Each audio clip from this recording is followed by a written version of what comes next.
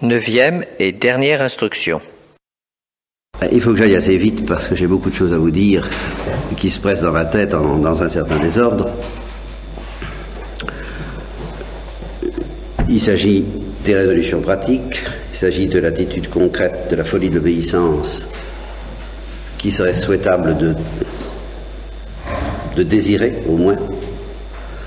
Et on ne peut pas aimer Dieu, chercher Dieu sans avoir le désir efficace de la folie de l'obéissance. Et alors on bute tout de suite dans l'Église latine sur cette distinction traditionnelle entre le fort interne et le fort externe, c'est-à-dire l'obéissance au fort externe, c'est l'obéissance à tout ce qui concerne la vie commune, la vie matérielle, la géographie, être ici ou être là, faire ceci ou faire cela, balayer, voyager, occuper une fonction quelconque, un travail quelconque, bon, toutes obéissances qu'on trouve dans la vie civile autant que dans la vie religieuse. L'obéissance au fort interne, ça c'est beaucoup plus subtil, c'est celle qui concerne l'attitude de l'âme envers Dieu, c'est celle sur laquelle régnaient les directeurs, les grands directeurs du XVIIe siècle, et on répudie aujourd'hui d'une manière à peu près universelle dans l'Église latine cette obéissance au fort interne. Je vous signale que dans l'Église orthodoxe, cette distinction n'a jamais été tellement... les orthodoxes ne sont pas pour les distinctions, quelquefois d'ailleurs ils ont tort, ce sont des intuitifs. Alors le starets, institution essentiellement orthodoxe, qui n'avait d'ailleurs aucune autorité institutionnelle, le starets a une autorité charismatique de fait, eh bien lui évidemment il règne sur le fort interne autant que sur le fort externe, comme le gourou en Inde. Alors on peut être tenté de dire l'obéissance au fort interne c'est dépassé, c'est dangereux, c'est etc. etc. Alors je maintiens qu'il n'y a pas de folie de la recherche de Dieu sans le désir. Alors là, le désir, ça ne veut pas dire forcément la réalisation. Nous, c'est là où c'est très subtil et où nous y reviendrons, mais enfin, le désir d'une obéissance, même au fort interne, comme un starets ou un gourou. Alors, toujours pour ne pas perdre de temps, je dis que le problème serait exactement le même, exactement aussi difficile, si nous avions à volonté, sitôt que nous nous enfermons dans notre chambre pour prier dans le secret, comme nous y invite le Christ, prie ton Père qui est dans le secret, si à volonté, à chaque fois que nous nous enfermons chez nous, nous obtenions une apparition du Christ, tangible, comme pour Thomas l'apôtre, et que nous puissions lui dire, Seigneur, viens, puis qu'il viendrait, il serait là, il s'assiérait dans son fauteuil comme la Sainte Vierge dans le fauteuil de la rue du Bac, où il resterait debout, enfin au choix, vous imaginez tout ce que vous voulez, il parlerait avec vous, vous parleriez avec lui, et vous lui demanderiez qu'est-ce qu'il faut faire. Eh bien, je dis, le problème serait exactement le même que celui qui se pose en fait pour vous. C'est-à-dire que la difficulté d'obéir serait en profondeur exactement la même. Ça peut vous paraître extraordinaire, mais c'est ainsi. D'abord, la difficulté de savoir que vous avez bien affaire au Christ. Sur ce point, je suis obligé de donner acte à une part de vérité dans la contestation des théologiens modernes au sujet des apparitions pascales, quand ils disent que seule la foi a permis aux disciples de reconnaître le Christ. Je n'accepte pas ça du tout, tel que c'est formulé. Ainsi, je maintiens qu'il y a une perception sensible à la base de la reconnaissance du Christ, une perception sensible analogue presque à une perception proustienne, au style, à une intonation de voix. N'est-ce pas? Marie-Madeleine ne reconnaît pas le jardinier, celui qu'elle prend pour le jardinier, mais quand il dit Myriam, eh bien c'est pas à la suite d'un pur et simple acte de foi, mais à la suite de la perception sensible de la voix, d'un certain ton de voix. De même, Jean, à la pêche miraculeuse elle-même et au style de cette pêche, à la manière dont les choses se passent, reconnaît, aidé par le Saint-Esprit, certes, et ceci se terminant dans un acte de foi, certes. Et Thomas l'apôtre, bien entendu, c'est tout de même, dans le récit de l'Évangile, grâce à certains signes que ses doutes sont vaincus, ce qui ne le dispense pas d'un acte de foi. En effet, et c'est là la part de vérité qu'il faut reconnaître dans ce que disent les théologiens modernes, mais à condition de ne pas nier, parce que ça rend complètement inconsistante et ectoplasmique les apparitions pascales, ce qui est très grave au point de vue de la foi. C'est pas mon sujet, c'est pas le moment de m'attarder là-dessus, mais il est certain, je maintiens ceci, c'est que si vous aviez une apparition du Christ, non seulement tous les dimanches à l'heure de la messe, par exemple, est-ce qu'il ne vous dispenserait pas d'aller à la messe, d'ailleurs? Voilà un premier mystère de foi. Ça ne vous dispenserait pas d'aller à la messe parce que l'apparition du Christ ne vous permettrait pas de manger le corps du Christ. Ça, pour ça, il faut l'Eucharistie. Vous voyez la transcendance de l'Eucharistie. Ceci dit en passant. Alors qui justement est mysterium fidei, un mystère de foi. Bon, alors supposons donc que le Christ ait le bon goût d'apparaître à une autre heure qu'à l'heure de la messe, pour ne pas vous empêcher d'y aller. Eh bien, il resterait quand même un problème de foi. Supposons que cette foi soit elle-même soutenue, que vous soyez converti par une apparition du Christ, comme Max Jacob a été converti par une apparition du Christ sur son mur en rentrant chez lui, que ce soit donc tout de même l'expérience qui vous amène à la foi. Si cette expérience se renouvelait à volonté, et surtout peut-être si elle se renouvelait à volonté, inévitablement, à moins qu'elle ne soit strictement permanente, et si elle était permanente, le problème finirait par se poser d'une autre façon. Je suis seul à voir quelqu'un que personne d'autre ne voit. Comprenez? Donc il y aurait le problème de la coïncidence, de la coexistence, de la confrontation entre votre expérience quotidienne en tant qu'elle est confirmée par celle des autres. Le bon sens, c'est quand même un peu ça. Je touche cette table, mais je suis quand même pas seul. Alors si je passe ma vie à voir une table que personne ne voit, je commence à être inquiet. Vous comprenez? Bon, alors si je passais ma vie à voir un Christ que personne ne voit, il y aurait de quoi être inquiet quand même. Et le Christ aurait beau me dire, rassurez-moi, sois en paix, ben, je le serais parfois, mais parfois je serais inquiet. Et qu'est-ce qui me sortirait de là? La foi. Là, ben voyons. La foi. Et l'Église. Je serais obligé de recourir à l'Église pour qu'elle me dise si c'est vraiment le Christ ou pas. Il n'y a aucun doute. Thérèse d'Avila est formelle, tous les mystiques sont formels. Donc sur ce point, je donne acte que si vous aviez affaire au Christ tous les dimanches, et à volonté, ou tous les jours, vous seriez obligé, en fin de compte, de faire comme Abraham un acte de foi fondé sur autre chose que l'apparition même, mais sur un certain contrôle et sur une certaine soumission à celle qui a la plénitude de la vérité révélée, c'est-à-dire l'Église, pour pouvoir faire confiance ou non.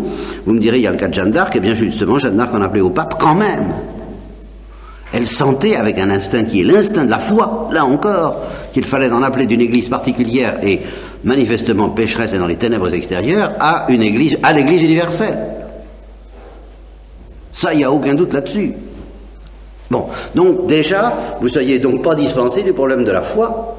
Quand vous vous trouvez en face d'un prêtre et que vous vous dites ce prêtre, ben, j'en sais quelque chose, moi personnellement, quoi, comme me disait un de mes amis, à mon propos, ben, faut avoir la foi, quoi, enfin, hein. Bon, eh bien,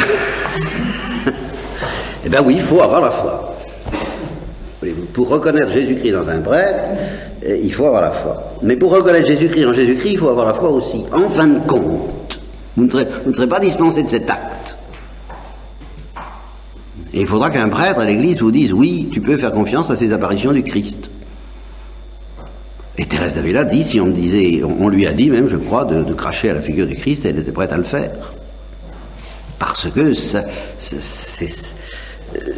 la règle de la vérité, en fin de compte, c'est la foi. Donc ce premier problème de la foi, de savoir si on peut vraiment écouter ce que nous dit le Christ quand il parle comme ça, serait le même que le nôtre quand on nous dit, si vous écoutez tel prêtre que Dieu a mis sur votre chemin, car c'est ça la question, ou quelquefois telle Catherine de Sienne. Ça peut être une Catherine de Sienne, ça peut être une mère de famille, ça peut être un ami, ça peut être... et dont vous avez l'impression que Dieu l'a mis sur votre chemin. Ben, c'est l'Église qui vous dira, tu peux écouter vraiment ce prêtre, cette Catherine de Sienne, ou qui que ce soit, comme étant vraiment, te donnant vraiment la parole de Dieu, et par conséquent, tu peux, à l'égard de cette personne, faire acte d'obéissance au fort interne, ce qui est le fond de l'affaire. Donc le problème sera le même. Alors je suppose qu'il soit garanti, je suppose que l'Église vous dise oui, tu peux y aller, ton Christ du dimanche ou de la semaine, c'est bien lui, et tu peux lui obéir en faire un terme. Comme les apôtres au moment des apparitions pascales. Hein, bon, vous voyez, le problème de l'obéissance est réglé. C'est évident. Je vais obéir de tout mon être. Supposez que vous soyez soulevé par cette lame de fond, cette folie d'amour et de désir de perdre votre volonté, de pouvoir vous dire ce que je me disais au début de la vie religieuse, je vous l'ai dit, je crois, je fais pas ce que je veux, et que ce soit un peu notre béatitude de pouvoir nous dire, je ne fais pas ce que je veux, mais ce que tu veux. Alors, ce serait réglé. Eh bien non, ce ne serait pas réglé. Et alors là, je vais me servir d'une comparaison. Celle des télescopes ou même des jumelles. Je crois que dans les jumelles un peu perfectionnées ou les longues vues un peu perfectionnées, il y a une première mise au point grossière qui se fait, n'est-ce pas? Et puis il y a une mise au point plus fine qui se fait à l'aide d'une autre vis, n'est-ce pas? Vous voyez, il y a une premier truc qu'on tourne, je n'y connais pas grand-chose, pour localiser en gros l'objectif, si vous voulez. Voilà. Et puis il y en a un second pour la mise au point plus fine. Bien, cette comparaison rejoint la comparaison de Thérèse de l'Enfant Jésus sur le gros pinceau et le petit pinceau, n'est-ce pas? Le gros pinceau étant Mère Marie de Gonzague auprès des novices et Thérèse de l'Enfant Jésus le petit pinceau. Et qu'est-ce que vient faire cette comparaison ici? Eh bien, c'est que vous éprouveriez, si vous aviez affaire à Jésus-Christ de cette façon, l'impression que Jésus-Christ et le Saint-Esprit jouent à la balle avec votre âme et que ça commence à devenir agaçant cette histoire-là. En ce sens que Jésus-Christ vous renverrait au Saint-Esprit qui vous renverrait à Jésus-Christ.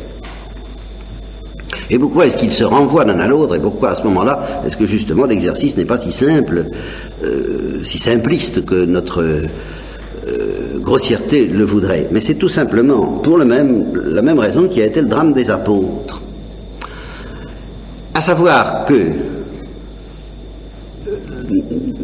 l'obéissance au Christ ne peut être rendue parfaite que par le Saint-Esprit. Et que le Christ lui-même, en tant qu'homme, quel que soit notre amour pour lui, notre générosité, le désir d'obéir à tous les plans, justement, il vous dira, mais ton obéissance n'est pas musicalement au point, n'est-ce pas? Elle n'est pas assez fine. Oui, mais qu'est-ce qu'il faut faire? Moi, je suis prêt à faire tout ce que vous direz. Moi, Jésus-Christ, moi, homme, je ne peux pas te mettre tout à fait au point. Il t'est donc avantageux que je m'en aille. Pour que par derrière je revienne et que je te mette au point de manière beaucoup plus fine et plus subtile, et ça, ce sera le Saint-Esprit. Vous voyez? Et cette disparition du Christ donnant des ordres en faveur d'un ordre beaucoup plus subtil qui nous sera donné par le Saint-Esprit. Parce que, mais je ne demande qu'à faire tout ce que vous voudrez, dites-moi, mais tu n'y comprends rien. Et c'est exactement ce qu'il dit à ses apôtres. Vous n'y comprenez rien. Il n'y a pas moyen. Je pourrais rester pendant 107 ans avec vous et essayer de vous expliquer les choses sur le tableau noir, sur le tableau blanc, sur tous les tableaux. Il y a une intelligence de la chose qui vous manquerait. En tant que je vous parle du dehors, en tant que j'ai autorité du dehors sur votre fort interne, je ne peux pas, je suis découragé, je désespère. Il faut que je rentre, il faut que je m'en aille par la porte et que je revienne par la fenêtre, que je m'en aille par devant et que je revienne par derrière. Et alors là, du dedans, avec la subtilité et la finesse d'une mère et du Saint-Esprit, à la fois, alors mon esprit vous sera donné. Parce que ce qui fait que vous n'arrivez pas à m'obéir avec ce degré de perfection que je souhaite, c'est que justement le point d'insertion de mon influence sur vous n'est pas assez profond, tant que vous avez affaire à moi du dehors. Il faut que vous ayez affaire à moi du dedans. Et en ce sens, le Christ, eh bien, disparaît devant le Saint-Esprit, devant son propre esprit. Il faut que je vous donne mon esprit pour que vous compreniez mes commandements. Parce qu'autrement, vous les comprenez toujours du dehors, matériellement, grossièrement, et vous les déformez, et c'est une caricature de ce que je voudrais obtenir de vous, que j'obtiens de vous, quelle que soit votre bonne volonté. Alors, bonsoir. Au revoir, à tout à l'heure. Et je reviendrai de manière beaucoup plus fine et déchirante dans votre cœur, et alors justement, je vous enlèverai votre cœur de pierre et je vous donnerai un cœur de chair qui comprendra, un cœur qui comprenne. Voilà ce qui vous manque pour m'obéir. Et là, le starets dira la même chose. Tu es prêt à faire un grand pèlerinage à Jérusalem, tu es prêt à faire une pénitence formidable, c'est pas ça que je te demande. Qu'est-ce qu'il faut faire? Ah ben je peux pas te dire qu'un autre te le dise, ou plutôt que moi-même, mais mon esprit te le dise. Pour ça, il faut que je disparaisse un peu. Et dans la parabole de la mauvaise servante, que beaucoup d'entre vous ont lu, qui est la 6e lettre aux amis, il se passe exactement ça. C'est ce qui m'avait beaucoup impressionné dans ce poème, c'est que au début, c'est un grand poème d'amour entre un certain bûcheron qui manifestement est Jésus-Christ et une mauvaise servante qui est manifestement la pécheresse, la Marie-Madeleine de tous les temps. Et à un moment donné, il s'en va. Et il s'en va dans le pays qui est le sien. Et alors, elle est en rage de ne pas pouvoir le suivre, et c'est la seule manière pour lui d'obtenir qu'elle lui obéisse avec toute la finesse voulue. Je vous répète, la mise au point ultime de l'obéissance même ne peut se faire que de cette façon. Ça n'est pas suffisant ce qu'elle peut offrir en fait de service, n'est-ce pas? Faire la vaisselle, tout ça c'est très bien, mais justement au niveau du fort interne, c'est pas ça. Mais alors, et corollairement, et ça contre tout ce que disent les modernes, quand le Christ s'efface pour laisser la place au Saint-Esprit, ne vous imaginez surtout pas que le Saint-Esprit va vous délivrer du Christ. Non, il va enfin vous y soumettre. Vous ne serez pas délivré de l'obéissance du fort interne au Christ visible que représente en fait l'Église aux yeux de la foi, tel prêtre, et l'Église universelle à la fois et indissociablement, car tel prêtre ne peut représenter Jésus-Christ pour vous, ou telle Catherine de Sienne, que dans la mesure où vous avez pu vérifier que cette personne est en osmose avec l'Église universelle, qui est la garante de la foi.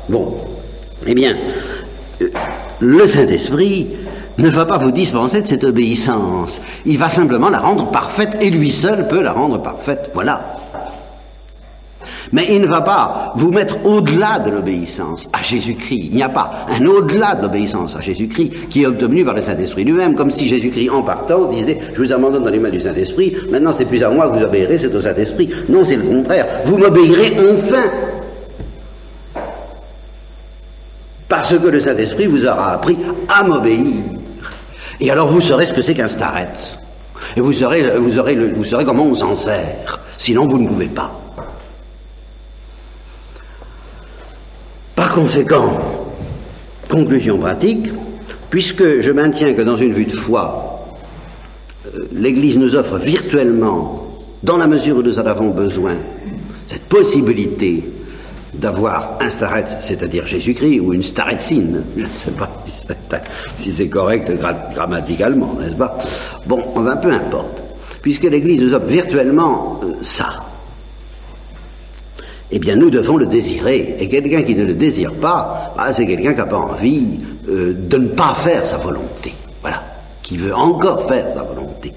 Qui ne désire pas être déplumé et dépouillé des dernières racines de sa volonté. Il faut désirer ça. Ceci dit, ça n'est pas toujours donné. Eh bien non, ça n'est pas toujours donné en vertu du principe que je vous dis, c'est que Jésus-Christ disparaît souvent. Et que l'absence de starets ou de gourou ou de mère spirituelle, de tout ce que vous voudrez, signifie que, eh bien, pour le moment, Jésus-Christ pense que ce ne serait pas assez fin et qu'il nous est avantageux que le starets s'en aille ou soit absent, que Jésus-Christ soit visiblement insaisissable. Et alors, on est, comme Thérèse de l'Enfant Jésus a été pratiquement toute sa vie, eh bien, livré apparemment à soi-même et au Saint-Esprit en prise directe. Mais ce n'est pas exact. C'est pas exact. Si Thérèse de l'Enfant Jésus avait rencontré Jésus-Christ, soyez tranquille qu'elle lui aurait obéi, et lui obéit vraiment humainement. C'est-à-dire qu'elle lui aurait demandé des ordres, des préceptes et des consignes au fort interne, comme la sœur Faustine dont parle Maria Wilowska dans son dernier ouvrage, l'icône de le Christ miséricordieux, et où sœur Faustine dit que particulièrement quand on entre dans certaines voies mystiques que Thérèse de l'Enfant Jésus n'a pas connues, et elle en était consciente et elle en était heureuse, mais quand on entre dans certaines voies un peu extraordinaires, on ne peut pas s'en sortir, dit-elle, sans l'obéissance. C'est impossible. On est fichu. Alors on dirait, ben oui, mais si je trouve personne à qui obéir, eh bien, vous obéissez déjà. Justement, à condition d'en souffrir à la manière dont les apôtres souffraient de l'absence du Christ entre l'Ascension et la Pentecôte. Et ils ont retrouvé le Christ sous la forme de l'Église, au moment où précisément la Pentecôte a constitué l'Église. Et ils ont pu s'obéir les uns aux autres comme la Sainte Famille s'obéissait les uns aux autres, comme ils s'obéissaient aux autres dans la Sainte Famille. Alors là, le jeu a pu reprendre. Et je ne sais pas selon quelle modalité, mais il est bien certain que les compagnons de Paul obéissaient à Paul. Et en obéissant à Paul, ils obéissaient à la fois à Jésus-Christ et au Saint-Esprit, car c'était tout un. Et Paul, inversement, obéissait à l'Esprit qui anime les églises. Il écoutait cette féminité intuitive de toutes ces églises. Et il était dans cette attitude d'obéissance où le Christ lui-même est, en tant qu'homme, à l'égard du Saint-Esprit. Tout ça marche très bien une fois que le Saint-Esprit y est. Évidemment. Donc, si on ne trouve pas, ça ne veut pas dire qu'on est majeur et qu'on a dépassé le stade. Car, en réalité, c'est plutôt le contraire. Je pense que quand la Pentecôte arrive, eh bien, on retrouve, justement, Jésus revient en force au fond de nous-mêmes et on apprend à obéir. On apprend à obéir, si vous voulez, dans une première phase, on croit obéir et on n'obéit pas parce qu'on est beaucoup trop grossier. C'est la phase des apôtres avec le Christ. Dans une deuxième phase, on n'a plus à qui obéir parce qu'il a disparu et qu'on ne sait pas encore ce que ça veut dire ni comment. Et dans une troisième phase, le Saint-Esprit revenant, alors on sait obéir au Christ à travers l'Église. Et on obéit, et on est délivré de soi-même. J'ai connu le cas d'une contemplative qui est morte maintenant, il n'y a pas longtemps, on peut dire comme une sainte sans la canoniser. Elle m'a dit, j'ai jamais trouvé directeur de toute ma vie. J'ai jamais pu trouver, j'ai jamais pu me confier, m'ouvrir intégralement à personne. J'ai jamais pu. Bon. Et ça ne l'a pas empêché de se sanctifier. Et c'est vers la fin de sa vie, alors que tous les problèmes étaient résolus, c'est l'impression que j'avais et que j'ai encore, que, eh bien, elle m'a dit, bon, je m'ouvre à vous, et voilà, j'ai l'impression que Dieu m'a demandé ça, le Seigneur, je m'a demandé ça, bon. Et alors moi, vraiment, je me sentais un peu l'idiot du village là-dedans, c'est-à-dire, j'avais vraiment qu'à donner, qu'à dire Amen, Amen, Alléluia, quoi, le feu vert de l'église, où j'avais vraiment rien à faire. Enfin, personne ne m'a jamais posé si peu de problèmes, vous voulez, tout était réglé, de sorte que je me demandais un peu même pourquoi, si c'était vrai, Dieu lui avait demandé cet acte d'obéissance, oui, au fort interne, qu'elle m'a offert, alors qui n'a apparemment servi à rien, mais à rien d'autre que de manifester qu'elle était arrivée à la perfection de l'obéissance. Bon, je n'ai jamais eu rien d'autre à dire que oui, hein, ça m'a pas fatigué du tout, hein, ça. J'étais quand même très heureux, très confus, très impressionné d'avoir justement à jouer un tel rôle auprès de quelqu'un qui apparemment n'en avait plus besoin, mais qui en réalité était enfin parvenu au mystère de l'obéissance. Alors, si vous avez donc ce désir dans le cœur, cherchez et vous trouverez. Mais, ça c'est très simple, hein, voyez. Le premier problème à résoudre, c'est de savoir si vous avez envie de trouver Dieu, mais ce qui s'appelle envie, et ce qui s'appelle trouver Dieu. Alors ça c'est un problème à l'égard duquel personne, c'est pas par obéissance qu'on cherche Dieu, ce que vous voulez, non. On cherche Dieu parce que, ou alors par obéissance au Saint-Esprit. Alors là, oui, évidemment. Et déjà, au temps où l'obéissance des apôtres était imparfaite à l'égard du Christ et trop grossière, c'était le Saint-Esprit et le Saint-Esprit seul qui les avait attirés vers le Christ. Donc vers la recherche de Dieu. Qu'est-ce qui a attiré les apôtres vers le Christ? C'est justement cette eau vive dont ils ont pressenti l'existence en lui, dans son cœur. Si quelqu'un a soif, qu'il vienne à moi et qu'il boive, tu as les paroles de la vie éternelle. Alors ça les a précipités vers le Christ, encore très grossièrement et maladroitement. Bon, je suppose que vous en soyez là. Si vous n'en êtes pas là, demandez et vous recevrez. Je vous dis, c'est pas la peine de demander des conseils de l'ordre de la folie et de l'obéissance avant au moins d'en être là. C'est pas la peine. S'il n'y a pas une certaine soif, d'un certain au-delà, d'une certaine transfiguration de la vie, Alors là, restons-en à la sagesse de l'obéissance, qui est bien difficile à pratiquer en un temps où l'autorité légitime ne sait même plus quelle est l'autorité légitime ni ce que ça veut dire la plupart du temps. Alors ça, je reconnais que c'est pas commode. La sagesse de l'obéissance est presque plus difficile à pratiquer que la folie aujourd'hui. Bon, alors laissons la sagesse de l'obéissance, laissons ceux qui n'ont pas faim et soif. Supposons que vous ayez faim et soif, effectivement, il faut avoir cette espèce de tourment. Comment faire pour ne pas faire ma volonté? Ah, il n'y a pas de doute. Comment faire pour ne pas faire ma volonté? Et alors là, un conseil pratique que la sagesse très quotidienne m'a appris et qui me paraît assez sûr, parce que c'est une véritable humilité. Si vous ne vous sentez pas capable d'obéir héroïquement dans des grandes choses, ce qui vous sera demandé plus tard par Dieu même, comme il l'a dit à Pierre, un autre mettait ta ceinture, tu la mettras toi-même. Bon, en attendant d'être là, plutôt un autre mettra ta ceinture là alors que tu la mettais toi-même jusqu'à présent. Bon, avant d'en être là, avant de pratiquer l'obéissance que Jésus-Christ a appris à pratiquer au cours de l'agonie, et pour pouvoir s'orienter vers cette obéissance-là, il est bon de proclamer que nous croyons à l'obéissance, et alors de le proclamer par des actes qui, dans leur matérialité, ne coûtent rien.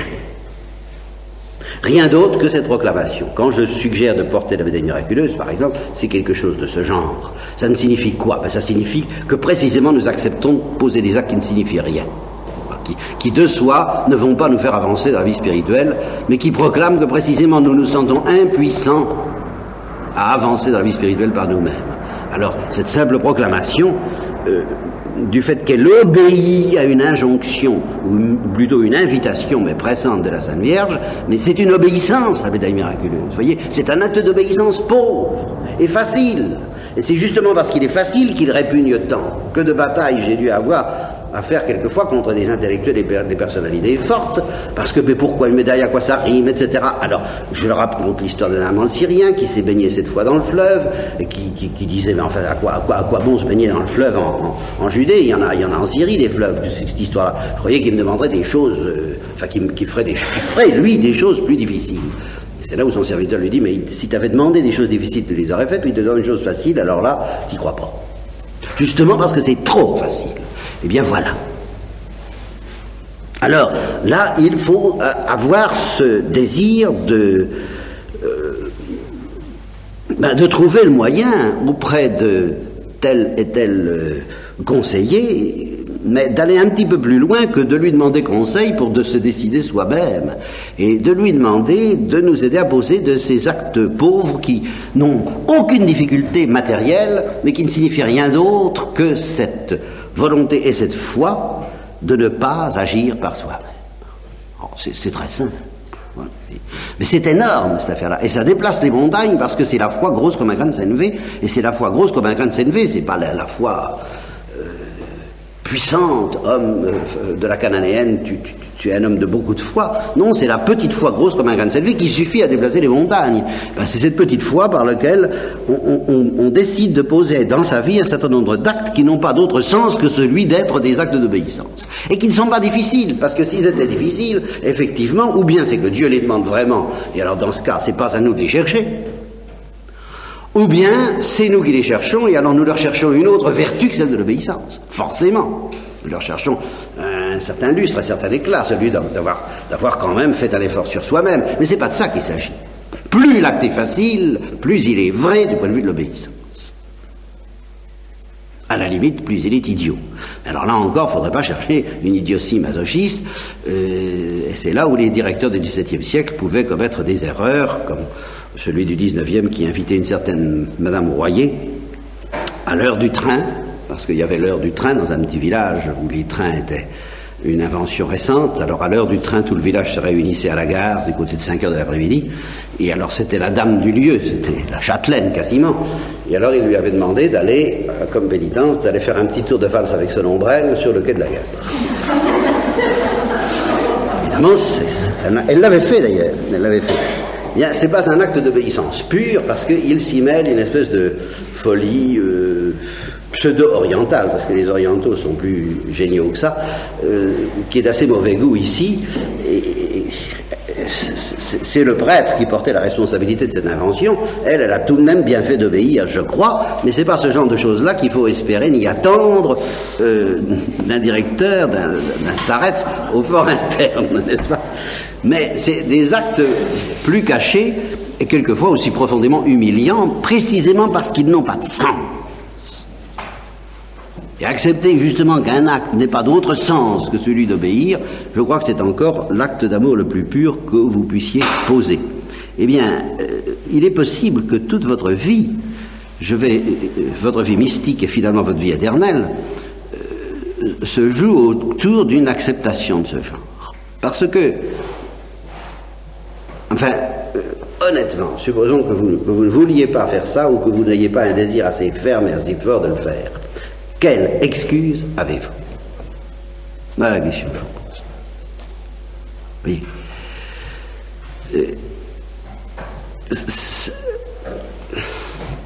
Je veux dire que pour d'autres actes, d'autres péchés, d'autres fautes que cela peuvent apparaître plus graves. Ça paraît pas grave de ne pas faire des actes qui n'ont aucun sens que celui d'obéissance. Ça peut paraître pas grave.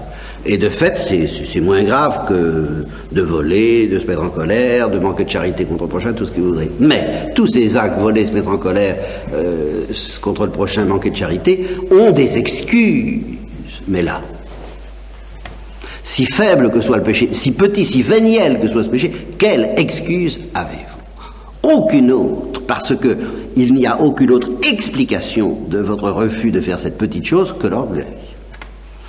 Donc, moi qui suis toujours à la recherche affamée, comme Diogène qui cherche un homme, de péché sans excuse, quand la formule que le Père Beau a prise dans son livre « On demande des pécheurs », certains m'ont entendu la prononcer à propos des confessionnaux, quand je disais le confesseur voudrait bien mettre un écriteau sur le confessionnal, on demande des pécheurs. Eh bien, je voudrais mettre sur les confessionnaux une nouvelle pancarte. On demande des péchés sans excuse. Ben vous savez, c'est pas facile à trouver, hein, car ça ferait pendant justement à la cantilène de la petite sœur des mousquetaires au couvent, que j'ai jamais vue, mais on m'a raconté ça, qui chante en se confessant. Je ne sais pas si c'est un prêtre ou un mousquetaire déguisé en moine, j'en sais rien. Mon père, je m'accuse, mais cependant sachez que quelque chose excuse chacun de mes péchés. Ça se chante. Eh bien, c'est en face de cette cantilène que je voudrais mettre, eh bien, on demande des péchés sans excuse. Et là encore, j'ai envie de dire, si vous cherchez et vous trouverez. Mais cherchez. Et alors justement, le fait c'est la plupart des péchés sans excuse que vous trouverez risquent d'être des péchés véniels. Les péchés mortels que vous reconnaissez, ou alors un péché mortel sans excuse, alors là ça m'étonnerait que je vous voie. Hein. Ou alors vous le sauriez, ce serait une conversion fantastique. Vous comprenez, un péché mortel sans excuse, ça frôle le péché contre le Saint-Esprit. Un péché mortel commis en pleine délibération, sans aucune excuse, vous vous rendez compte, hein? Donc la plupart des péchés sans excuse que vous pouvez espérer trouver, ce sont des péchés véniels. Et c'est justement parce qu'ils sont véniels que vous risquez de dire, oh, c'est véniel, oui, c'est véniel peut-être, mais c'est sans excuse. Alors excusez-moi, mais moi comme confesseur et starets éventuel, ça m'intéresse. J'achète. J'achète ça de préférence à tous vos autres péchés graves qui vous accablent et qui vous tourmentent et qui vous désolent. Parce qu'un péché sans excuse, excusez-moi, mais c'est de l'or en barre. C'est merveilleux. Parce que alors là, on va peut-être pouvoir vous apprendre à faire un acte de contrition. Pour avoir refusé justement de poser. Alors, c'est autour de ça, c'est autour de ces actes-là, de ces actes pauvres, que vous pouvez espérer vous dire, eh bien, oui, tiens, je suis sans excuse d'avoir refusé telle chose qui ne me coûtait rien, car si je l'ai refusé, ben, c'est uniquement par esprit d'indépendance, par un certain mépris, par un certain sentiment de supériorité, par peut-être la crainte de l'engrenage dans lequel ça m'entraînerait de me mettre à obéir pour obéir. Et oui, Eh oui, peut-être. Alors, interrogez-vous là-dessus, car je suis convaincu que c'est en acceptant d'avoir la contrition de ces péchés sans excuse et le ferme propos de ne plus les commettre, c'est-à-dire de ne pas rater l'occasion de poser des actes de pur amour, finalement. Vous voyez, de pur amour, c'est-à-dire des actes qui n'ont aucun lustre ni éclat, comme le Christ n'avait aucun lustre ni éclat, que celle de celui de ne pas faire sa volonté. Sur ce point, au moins, je suis sûr, en posant cette chose qui ne me coûte rien d'ailleurs, au niveau de ma sensibilité, mais je suis sûr de ne pas faire ma volonté parce que j'aurais pas l'idée de le faire de moi-même, et de toute façon, même si j'avais l'idée de le faire de moi-même, je vois pas pourquoi je le ferais. Donc le motif précis pour lequel je le fais, c'est de ne pas faire ma volonté, c'est de faire la volonté d'un autre, c'est de faire la volonté de Jésus, et par conséquent, c'est d'aimer pour de bon. Et bien, à chaque fois que vous ferez ça, vous réjouirez, vous rafraîchirez le cœur de Christ, et il vous le rendra au centuple.